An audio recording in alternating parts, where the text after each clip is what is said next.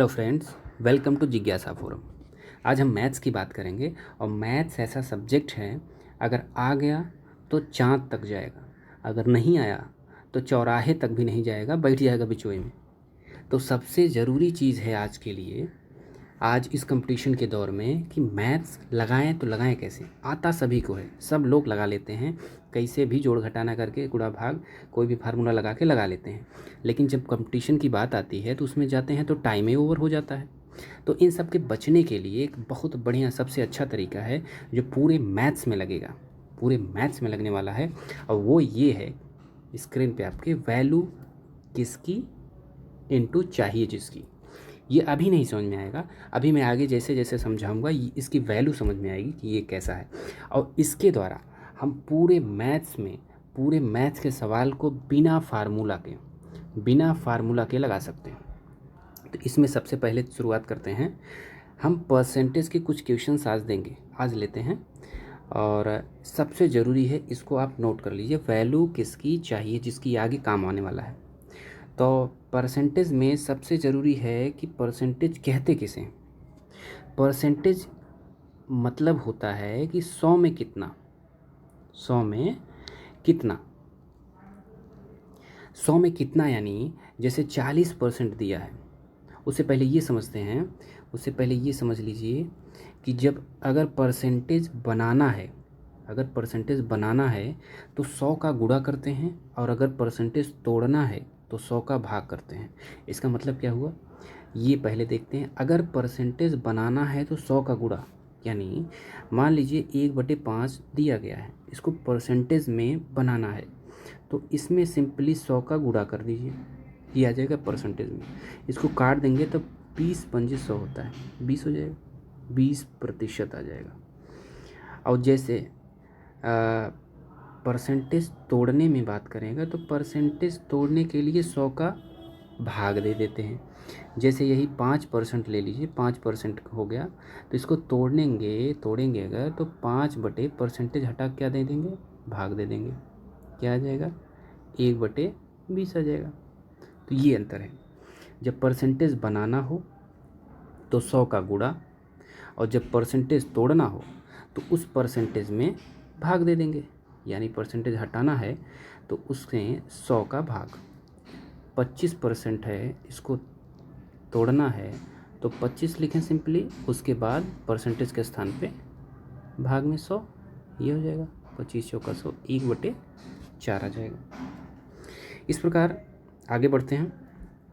तो इसमें परसेंटेज और रेशियो, देखिए परसेंटेज को ऐसे लिखते हैं और रेशियो को ऐसे लिखते हैं, यानी औसत को ऐसे लिखते हैं, और रेशियो को दो तरीके से लिख सकते हैं। इसको भिन्न भी कहा जा सकता है। अगर एक भिन्न संख्या है या रेशियो है, उसमें सबसे ज़रूरी चीज़, जब उसको औसत अनुपात में लिखते हैं तो सबसे पहले नीचे वाली संख्या उठाते हैं। ये पूरे मैथ्स में काम करेगी, बिलीव करिए, पूरे मैथ में काम करेगी। ये सबसे ज़रूरी है कि कोई भी रेशियो, परसेंटेज, जो भी कहें, भिन्न दिया गया है, इसको अनुपात में बदलेंगे अगर, तो उसको सबसे पहले 2:1, सबसे नीचे वाली पहले उठाएंगे। कुछ भी दिया गया, कुछ भी कहीं भी दिया गया हो, इसको याद रखिए, कुछ भी कहीं भी दिया गया होगा तो सबसे पहले क्या होगा, उसके नीचे वाला होगा। 25/70 दिया है तो इसको अनुपात में बदलने के लिए पहले 70 उठाएंगे, 70:25, ये है 70:25। कुछ भी यानी कुछ भी, ठीक है, समझ में आया? तो आगे बढ़ते हैं। तो आगे सवाल डायरेक्ट आ जाता है। सवाल किसका आता है, सवाल ये है परसेंटेज का, ठीक। परसेंटेज में सबसे ज़रूरी चीज़ हमने बताया है, वैल्यू किसकी चाहिए जिसकी, इसको नोट कर लिए होंगे। अब आते हैं सवाल पे। तो सवाल सबसे पहला ये है कि राम और मोहन की आयु, और मैथ्स में ये ज़रूरी होता है कि आप सवाल सही पढ़िए। 50% जो मैथ्स के क्वेश्चन आते हैं कंपटीशन में, उनके उत्तर उसी सवाल में ही होते हैं, सवाल में ही छुपे होते हैं 50% के आंसर। तो सबसे पहले आप सवाल सही से पढ़िए। सवाल सही से पढ़ने का तरीका ये है कि चलिए पढ़ के दिखाते हैं। राम और मोहन की आय मतलब इनकम का अनुपात 5:6 है, ठीक। राम और मोहन की आय का अनुपात 5:6 है। तो 5:6 है, यानी जो पहले आएगा उसी को लिखेंगे। पहले राम आया, 1 मिनट पेन चेंज कर लें। राम आया, फिर मोहन आया है, फिर अनुपात आया है 5:6।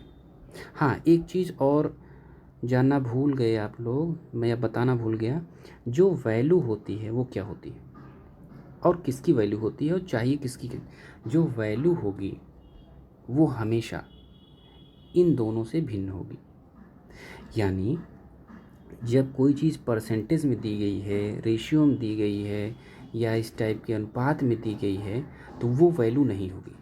इन तीनों को छोड़ के जितनी भी संख्याएं दी जाती हैं, संख्याएं यानी जैसे ये दी गई है, ये दी गई है, ये दी गई है, तो ये वैल्यू है। वैल्यू यानी इन तीनों को छोड़कर, किनको, परसेंटेज, रेशियो, और इन तीनों यानी परसेंटेज, रेशियो या औसत। औसत इसी को बोलते हैं, अनुपात या जो भी कह लें आप। इन तीनों को छोड़कर सारी चीज़ें वैल्यू होती हैं। तो सबसे पहला सवाल लेते हैं अगर, तो राम और मोहन की आय का अनुपात 5:6 है। तो पहले राम लिख लें, ठीक है, अनुपात मोहन है, और क्या अनुपात दिया गया है, राम का सीधा सीधा लिखेंगे। पहले है क्या, राम, तो पहले राम होगा। राम का कितना है, 5, और मोहन का कितना है, 6, तो 5:6 हो गया। ये हो गया। अब आगे पढ़ते हैं। यदि राम की आय 30,000 हो तो मोहन की आय ज्ञात कीजिए। अब सवाल आता है वही उत्तर कि अब लगाएं कैसे, तो वही लगाएंगे, वैल्यू किसकी चाहिए जिसकी, ठीक, वैल्यू किसकी चाहिए जिसकी, वही वाला लगाएंगे। और इसमें ध्यान दीजिए, अब सबसे ज़रूरी चीज़ है, 1 मिनट, ये हो गया।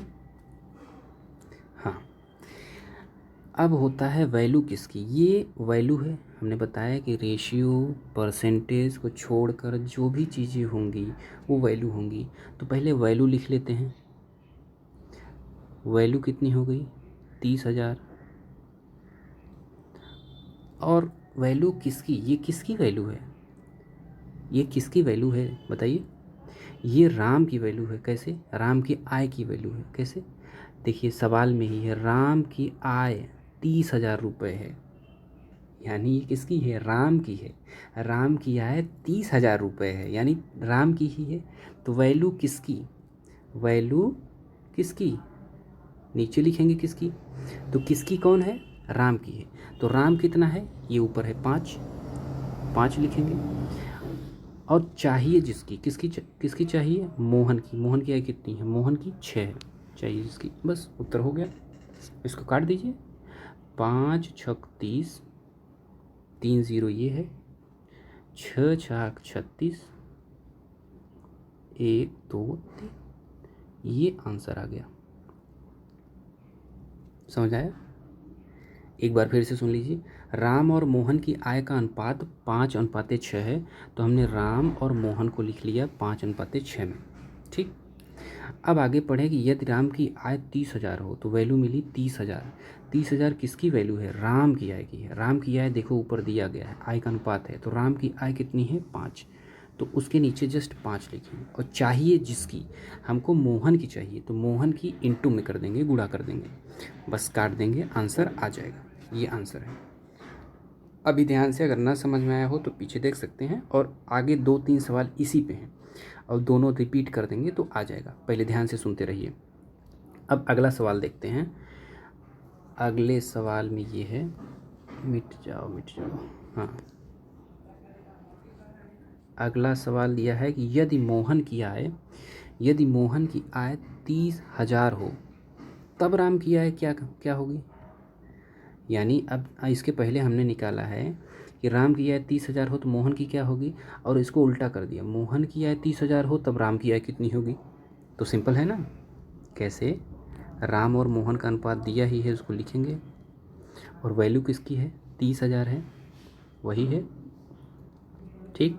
और किसकी है, लेकिन मोहन की आयु है, यहाँ थी राम की आयु, आयु बोल रहा हूँ, सॉरी, राम की आय है, ठीक। राम की आय 30,000 है यहाँ पे, लेकिन यहाँ राम की नहीं, मोहन की आय दी गई है। तो यहाँ मोहन की आय है, तो मोहन नीचे आएंगे ना, वैल्यू किसकी, मोहन की है तो मोहन नीचे आएगा। ये वैल्यू किसकी है, मोहन की है तो मोहन नीचे आएगा। और चाहिए किसकी, चाहिए जिसकी, हमको राम की आय चाहिए। राम कितना है, राम है 5, बस उसका उल्टा जस्ट हो गया। फिर काट दीजिए, 6 पंजे 30, 5 पचे 25, 3 0, आंसर आ गया। ठीक, इसी के साथ एक क्वेश्चन और करेंगे तो और क्लियर होगा। एक क्वेश्चन इसके साथ और करेंगे तो और क्लियर हो जाएगा। देखिए ध्यान से देखते रहिए, थोड़ा सा पेशेंस रखिए। मैथ में बहुत ज़रूरी होता है कि पेशेंस होना, अगर पेशेंस है तो आप सब कुछ कर लेंगे। तो चलिए, दूसरा है कि यदि राम की आय मोहन की आय से 30,000 ज़्यादा है तो राम की आय क्या होगी, 30,000 ज़्यादा है तो एक ही फार्मूला है, राम और मोहन। राम और मोहन वो तो शुरू में ही लिखे थे, वही लिख लेंगे फिर से। 5:6 का अनुपात में है। देखो किसकी ज़्यादा है, राम की आय जो है मोहन की आय से 30,000 ज़्यादा है। ये वैल्यू है तो वैल्यू अभी नहीं छेड़ रहे हैं, उसके पहले ये सवाल लगाओ। मोहन की आय, राम की आय मोहन से 30,000 ज़्यादा है, लेकिन इस परसेंटेज देखिए, मोहन की ये है, राम की ये है, तो ये कितनी ज़्यादा है, कितनी ज़्यादा है, 1 ज़्यादा है। अब वैल्यू कितनी है, 30,000 वही वैल्यू है। एक बार समझते रहिए, समझ आएगा, रुक जाइए। 30,000, लेकिन ये जब किसकी वैल्यू है, ये पूछा है, जो वैल्यू लिखते हैं ऊपर उसके नीचे उसी की वैल्यू लिखते हैं जो ऊपर होती है। यानी वैल्यू किसकी है, ये उसकी है कि राम और मोहन से ज़्यादा है, मोहन के ज़्यादा है। जब ज़्यादा है तो कितनी ज़्यादा है वही ज्ञात करना है, और कितनी ज़्यादा है उसको इससे निकालेंगे। 5 1 6 यानी 1 ज़्यादा है, तो ये वैल्यू किसकी है, 1 की है, तो 1 नीचे रख देंगे। फिर गुणा क्या है, गुणा क्या होगा कि राम की आय क्या ज्ञात कीजिए, या चाहिए हमको जो चाहिए वही लिखना है। राम की चाहिए तो राम 5 है, ये 5 हो गया। राम चाहिए, राम 5 हो गया, ये 5 हो गया। तो 30,000 बटे 1 गुणे 5, तो 1 का कोई मतलब नीचे नहीं है, तो यही गुणा कर देंगे। 5 हैं 15, फिर 0 बढ़ा लेंगे, 1 2 3, आंसर आ गया। यानी जब अंतर दिया गया हो या उसमें इनकम में ज़्यादा या कम दिया गया हो, तो जो परसेंटेज दिया गया होता है, जो अनुपात दिया गया होता है, उसमें ज़्यादा या कम घटा को जोड़ लेते हैं। फिर से लिख लेंगे इसको। ये 3 चीज़ें हो गई। अब हो सकता है कम समझ में आया हो, क्योंकि पहली बार है ये आपका इस फार्मूले से। एक और सवाल देखते हैं तो हो सकता है क्लियर हो। तो राम और मोहन की आय कुल मिलाकर 30,000 हो। अब देखिए दोनों मिलाकर 30,000 है, यानी राम है ये और ये मोहन है। ठीक, कितना था, 5:6, देख लीजिए एक बार, 5:6 है। लेकिन अब इसमें जो वैल्यू है 30,000, जो वैल्यू 30,000 दी गई है वो किसकी है, राम और मोहन की कुल मिलाकर है। यानी इन दोनों को जोड़ देंगे, कितना हो गया, 6 5 11, दोनों को जोड़ देंगे, इतना हो जाएगा। ये वैल्यू हो गई, और मोहन और राम की कुल मिलाकर 30,000 हो गई वैल्यू। 30,000 किसकी है, दोनों को मिलाकर, यानी 11 लिख देंगे। और फिर क्या चाहिए हमको, राम की आय चाहिए, तो राम की आय फिर लिख देंगे, राम 5 है। ठीक, बस आंसर हो गया। 5 दें 15, 0 0 0 0 बाई 11, ये आंसर होगा। इसको काट लीजिएगा। हालांकि कंपटीशन में ऐसा आता है कि वो कट जाए, मैंने ऐसा लिया कि कट नहीं रहा है, इसको काट, वैसे इतना ही आंसर होगा, इसको काट लें।